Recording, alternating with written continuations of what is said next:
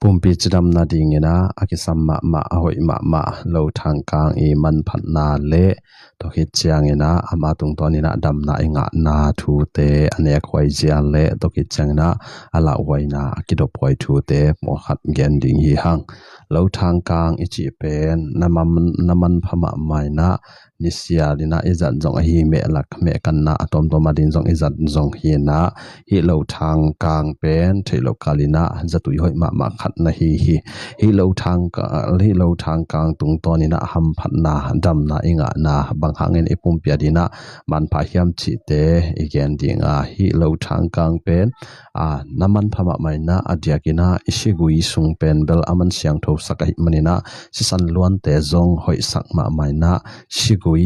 sigui sunga athau akhak thei tom te ha siang sakai manina sisan luan te pongman sakina sisan adingina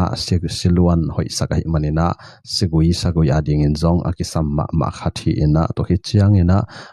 lung tang zong tha sakina hi lo thang kang inek nek changna sigui te siang thoi mana lung tang te tha sakina lung tanga ding in zong ahoi ma khata hi to hi chiang ina